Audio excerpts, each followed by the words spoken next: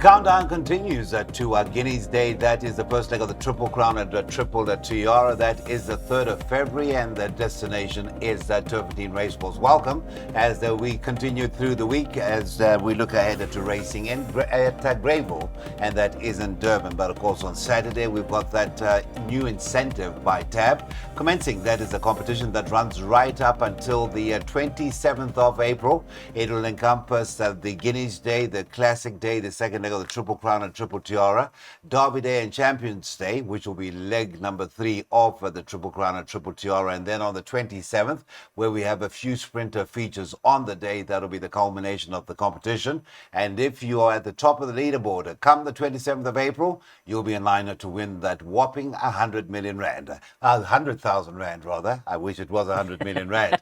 All right, Darren is laughing because he was licking his lips there when I said 100 million rand, but we hopefully we will be licking our lips come Tuesday, because it is Daryl who's going to be doing our selections for the afternoon's meeting on the polytrack of Hollywood Bets Greyville Durban. Race number 1, Daryl, I hope you are well this morning. It has got an odds-on favourite, and it could easily have been named after you, Future Saint. Yeah, it is a good week. Thank you, Cecil.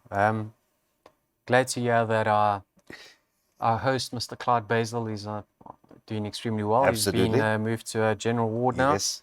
So we look forward to having him back. And once again, I thank you for standing in and holding our brand high. I tell you what, it's actually been, and I say this sincerely, it has been an honor to be actually deputizing for Clyde and working with renowned tipsters like yourself and Darren, and going out with this very, very wonderful brand that is Betway, proud sponsors of Weighted to Win, and many, many other initiatives on the Highveld.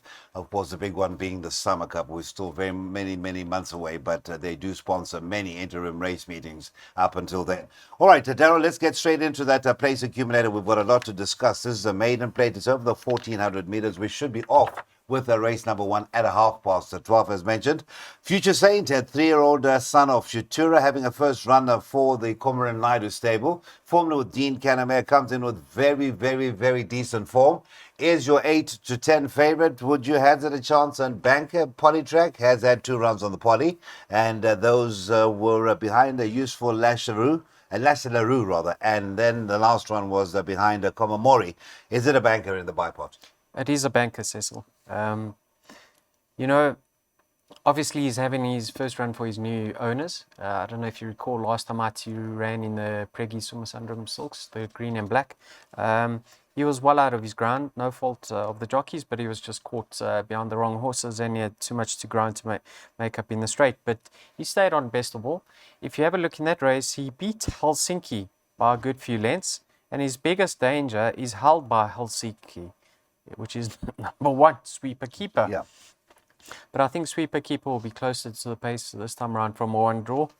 So I do make him the favourite's biggest danger. But if Future Saint misses the top 2, I'll be distraught. Well, it will be as distraught as many were just not so long ago. All right, so we are looking ahead to that first leg of the bipod, and the first of 8 races at Hollywood Bets Greyville, and it is going to be the bank of the 8 in the first leg, and there's also a bank in the leg 3, and that is a number 1 in race number 3, that being a Master Fuego. That is your outlay of 108 rand for a full unit in that bipod, and I do recommend that if those 2 bankers do come through. Daryl has gone wide, as you see, and that could be a very good exotic to catch.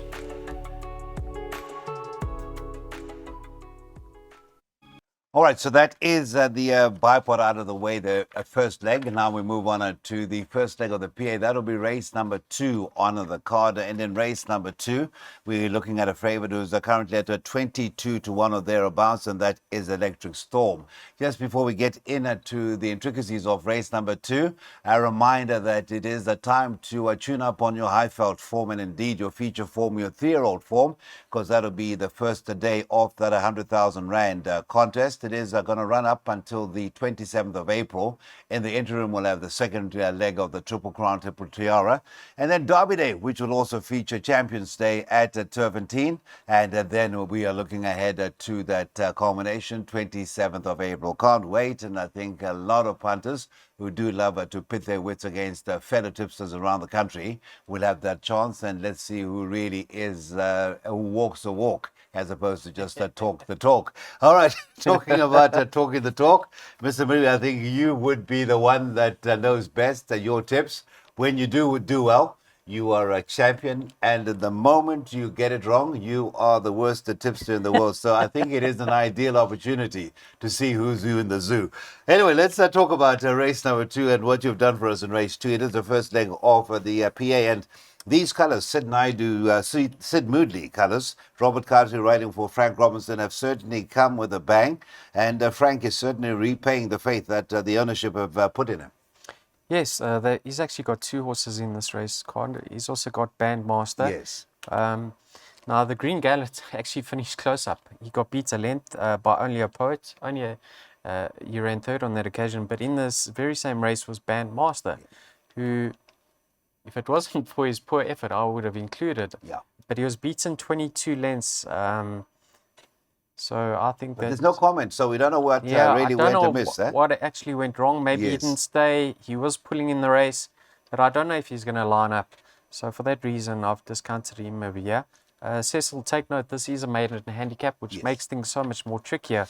I like the look of number 1 of here, Spec Magic. Now you can see there's very little separating himself and number 3 on paper, that's Electric Storm. But that was when Garth Puller's yard was quiet, going through a quiet spell. Now Garth's turned in a big way. He's got 57 to shoulder from a 1 draw. And being by Patala Palace out of a Duke of Marmalade mare, I think he's going to love the extra. I just hope he settles with those blinkers. Then Mayor of Maryvale, the race wasn't run to suit last time out. He was sweating terribly pre-race. So I thought he'd actually run his race before the actual event itself. And that wasn't the case. He didn't disgrace himself. We know that stable's in cracking form. Wesley is riding well for his family. So I like his chances, and Electric Storm, who has improved with racing. I'm leaning towards Spec Magic. I hope I get through this race. It is a maiden handicap, like I touched on. They are difficult races, Cecil. Yes, that will be confirmed in the place accumulator selected by Mr. Marie. It is going to go the first leg, 1, 2, and 3, as he did in the second leg of the bipod. Then there's that banker in leg number 2, and he doesn't banker elsewhere. We hope that as soon as we negotiate that second leg, we will be in the running, because we have horses to cover up for us. The outlay to that PA is the 324 Rand, but what is to stop you from taking a percentage? And we've often seen the percentage route being the right way to go. Even that 10%, 32 Rand 40 is the way to go. If you want to go the 20%, just double it up. And hopefully you double up likewise as we progress through that PA. It is race number 2. That will be the first leg of the PA. And what time are we due to get underway with that second? Well, it is the 13:05, a maiden handicap, as pointed out by Daryl.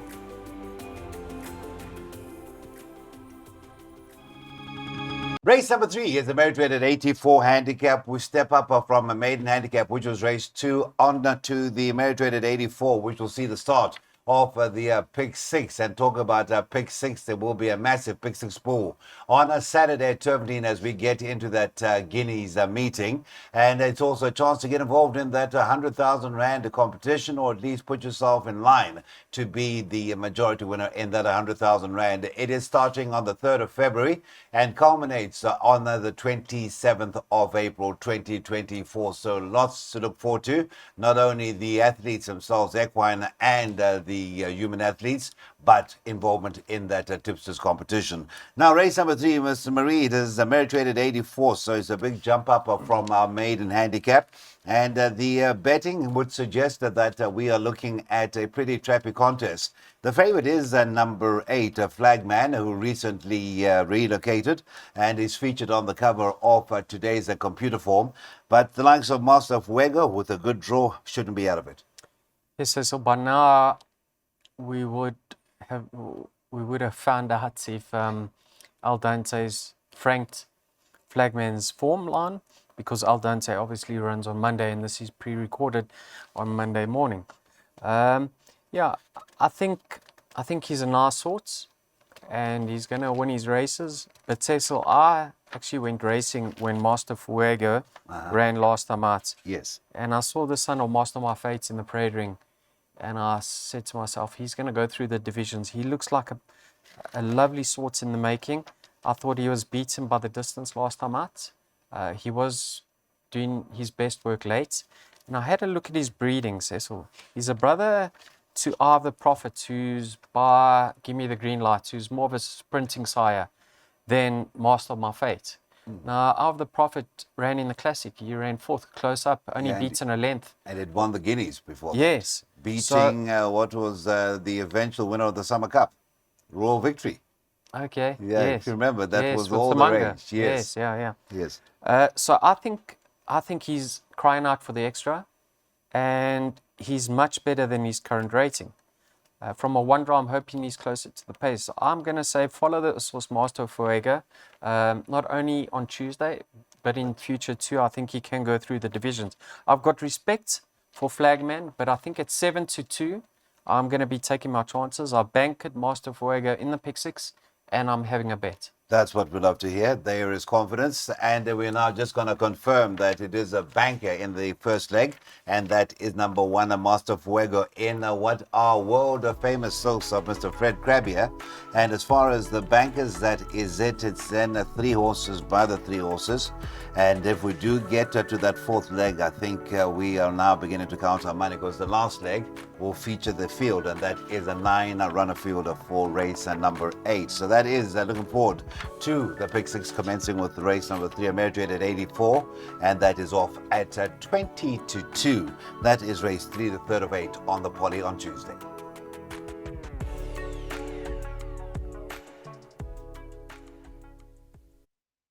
If you are new to following Weighted to Win, you can contact us, and these are our handles on both Twitter, X known as X, and also on WhatsApp. And that is to give us your thoughts, your feelings, and of course maybe your input as to how you're going to go about winning that 100,000 Rand that is a part of the prize money in that newly launched tab competition. It runs from the 3rd of February with the Guineas and culminates on the 27th of April. In between would have had great racing, the Classic, which is the second leg of the Triple Crown and Triple Tiara, as well as Derby Day and the Championship Day. So that is a great incentive, and I certainly hope that the response is as good as we expect it to be. All right, hopefully the responses to our exotics so far have been good. It is certainly promising to be a good afternoon of racing on the Polytrack at Hollywood Bets Greyville. As we now turn to the ever-reliable Mr. Daryl Marie, we dropped down in class to Fillies and Mares 74, and it's a 1900-meter handicap. Now, as far as favoritism is concerned, again, it is the 8, Jollification for Natty Costin and Richard Free at 5-2. The nearest rival is at 7-2, and that is a 6, Shaken Not Spurred. Shaken Not Stirred, Mr. Bond. And number 1, Maniac Monday. Now, as far as Shaken Not Spurred, as you probably know, I'm a Spurs supporter. That's their name is always on the tip of my tongue. And so that is how it comes up. But on a serious note, Jollification, winning chance. This is a 4-year-old daughter of Jackson to be partnered by Richard. She must have a chance. I just don't know well-being after that short rest. Cecil, she's a big daughter by Jackson. If she's not in need of it, I think she could feature here. Doesn't form part of my play. Have a look at number 7 here, Duchess of Gold. No, Robbie Hill and Serena Moodley have a great strike rate together. Serena reunites with the daughter of Duke of Marmalade. You can see got touched off a few runs back when aboard her rating comes down to 65. She's been staying on in her races recently. I think the step up, which she tries again, could possibly suit her now that she's more mature and strengthened up. I like the look of number 2, is going to be my top pick, Sing for Winter. Now, a moderate comeback run, so one would say on paper, but you can put a line through that effort, because if you recall, Muzi Yeni dictated from the front on Princess Arlo He got easy fractions up front, and he skipped for home, and she was caught flat-footed. She's going to strip fitter. She's going to love the step up in trip. I think she's going to show major improvements. And obviously, number one must be respected here, Manic Monday. She's never far off. Muzi from a one draw, that's a lot in her favor already. She's fit, so I'd include her. For me, I've gone for number 2 as the top pick. My next 2 choices are 1 and 7, but it is a tricky race. So I take it you've washed your hands off the expensive to follow number 3, Just Virginia, beaten favorite on the last 2. As has Richard Free, yeah. Let's just see if he could have done the weights. No, he couldn't really. He couldn't have do done, the weight, and yeah. that's Garth Fuller, who's certainly in good form. But 1, 2, and 7 are your principles in that first leg of our first jackpot. Let's have a look at the selections. It is 1, 2, and 7, and then it is 3, 5, 6, 3, 6, 7. By 1, 4, 7, and 9. So basically, he has taken the template from the pick 6, and it is replicated in that jackpot. So that will be an outlay of not too much of an outlay. 72 rand is what I make it. A 3 by 3, 9 by the 4. That would be 36, and then by the 3 horses, that is actually 108 rand. I make it. That is your first jackpot getting underway with the running of race 4.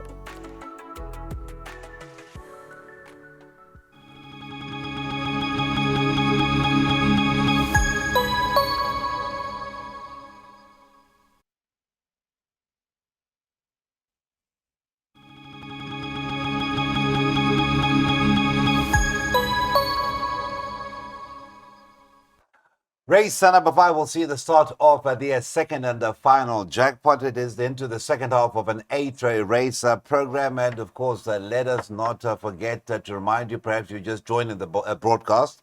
It is a competition starting on Saturday. We have now bidden farewell to the Western Cape. Their principal meeting was last Saturday. We're now getting into our features, which promises to be a great few months ahead. 100,000 Rand is up for grabs. It is starting with the Guineas meeting, and then we move on to the Classic, which is leg 2 over the 1800. Derby Day, which is over that 2450, and then we have a meeting that is on the 27th, and that will be the culmination of that competition. 100,000 Rand, and of course, somewhere along the way, if you are picking them right, you are also making a profit in your own right. Right, let's talk about a man who will certainly be integral to that meeting. It is Mr. Marie. Your selections will be very much a part of our selections, as well, of course, as you trying to be part of that winner's 100,000 Rand. Race number 5, how have you gone about suggesting or we play race number 5? Cecil, this is going to be a very quick 1,000-meter dash. There's quite a few fillies there that line up here that are course and distance specialists. I mean, the likes of number 3, Flying the Star. She's had 6 goes, I think, for win in 3/3, very close up thirds. Vision of Worlds won 4 times over the course and distance, finished second 4 times. So she's very quick. Lovely to see Paul Gatsby have a winner recently. Hopefully it's going to be a sign of the good things to come for the yard, because they have gone through a tough time. Yeah. She's an obvious inclusion. You're going to get a run for her money. If you do like the likes of numbers 3 and 6, you have to include number 5, which I've gone and done. That's Willow Me. You can see she's only got 52 to shoulder, and on a few form lines of here, she could get the better of the more fancied rivals. So, yeah, a tricky race. So I've narrowed it down to 3 runners, but I wouldn't be shocked to see an upset. Indeed, and just talking about a tough time for trainers, I was actually asking Johnny G if he's ever entertained the thoughts of being a trainer himself. He says, not on your life. He says, anything but training. And I do see Weishong has now hit the ground running. Yes. But it wasn't easy. But now things seem to have settled down. He's got a good team, and they seem to know which way or their target. But I think it's a tough yeah, call. It's a very tough call. Yeah. Nonetheless, let's see which trainers you've selected to see us through that first leg of the second jackpot. And again, we're taking that template from the pick 6, and we're going to have a look at what we're doing. Now, in leg number 2, the first leg will be 3, 5, 6, by 3, 6, 7, and 9, by 1, 4, and 7, and then at the back it is the field to apply there, and that will be an outlay with that field of 324 rand. That is the second and final jackpot. Again, you will be so very encouraged once you negotiate that third leg, which is 147, that you've got every base covered in at the back. The first leg of the second jackpot starts with race number 5, and we're off with the race 5 at 10 minutes to 3. It is the lowly handicap, so you could either go with Daryl, or you could decide that no, fillies and mares lowly handicaps can be a minefield and go the other route.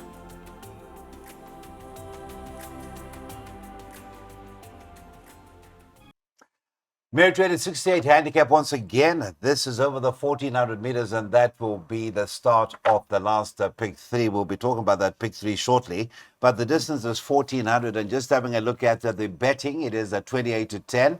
The second favorite is at 3 to 1. That's a 3, Giambattista. The favorite being the now trained number 6, Rafiki. Just before we discuss, of course, that meeting, you would have race 6 rather at Greyville, our poly meeting. You have been reminded once again that that competition is open right up until the 3rd of February, when it gets underway with a very serious race meeting. It is the likes of Give Me Another, who will be on show, hoping to start off what could be a triple tiara campaign for the ownership, and that is, of course, the Moritz Fontaine, unbeaten after 4 races, and has won already 2 grade 3s in the last 2. So there's a lot of promise yet. Right, let's talk about race number 6. No Give Me Anothers in this race, but useful handicappers. The lowly handicap, Rafiki, 28 to 10. Number 4, Crested Eagle, looked to be a bit of a value. Very good 3-year-old, if memory serves me right. Competed with the best 2-year-old, I think it was, competed with the best. And I think came across the likes of Dice once upon a time, if I go back in form, Crested Eagle. You could be right, Cecil. Yeah, that is at Greyville on the Gold Cup day many years back. Okay. Sharpening the old memory, but you could prove me wrong later on. Yeah, you're right, actually. And that was in the grade 2 Umkomazi Stakes, That's where right. Dice beat Kuma. That's right. That's right. Wow, what a memory. And I didn't even go to the form grades. Shows Now, you- Crested Eagle, there has been a nibble. Rachel Fennick is aboard. Would you include at all? I know it's not part of your permutation. It doesn't form part of my play. Yeah. I certainly wouldn't be shocked to see him feature over here, but he's not part of my play today. Cecil, I like a little bit of a roughie, yeah? Yes, sir. I think he's currently priced up at 20 to 1. Excuse me, Cecil. Number 9, Night Warrior. Hasn't seen the winner's enclosure in quite some time, but his rating has come down to a competitive mark. You can see in his penultimate start and 3 runs back, he's finished close up. Last time out, if you recall, it was the last race of the day, and they went very quick, and he was caught for speed, but he was doing his best work late. The 1200 on the poly isn't ideal for him. It's too quick for him. Much better over the 1400. I'm expecting him to be competitive. Not one to put the red money on. But at 20 to 1, you can't get hurt. Yeah. So a small level. If you like Rafiki, you have to have respect for Brass Bell. Monty Racing's son of Pathwalk. His rating had plummeted right down to 57. So for 59, he is going to be competitive again. And then number 3, Giambattista. We've seen him be victorious over the course and distance with this very same jockey, Richard Free. And what's interesting, is he finally cracks a decent draw, which could make him handier this time round. And when he did win over the course and distance with Richard, he raced up right on the pace. So if he gets close to the pace this time, or on Tuesday, from a neat draw, I think he's going to be very, very competitive and probably the one to beat. I love your roughie. I always love your roughies. And Night Warrior certainly could come through and do the business. The jockey seems to get a good tune out of it. Absolutely. 2 wins and 2 placings from 8 rides. It doesn't get that many rides from Dennis Bosch. So certainly found us a nice one there. We have a chance to include in that pick 3, the 9 horse. That is Night Warrior. And having a look at the selections from Daryl, it is 3, 4, 7, and 9 by 147. And in this instance, in the last race, he's gone just the 3 horses 3, 5, and 8 in race number 8, 3, 5, and 8. And those 3 horses are Birdwatcher, the 5 Perfect to Trust, and the 8 Flower Festival. And it is a pretty inexpensive outlay of 36 Rand for that pick 3, and you get the impression that Mr. Marie has an affinity with pick 3s because he's always going for them, and I'm sure he's very successful with them. That is the third last of the afternoon, and last chance to be involved in a pick 3, and you've got the template, you've got the business. That is races 6, 7, and 8.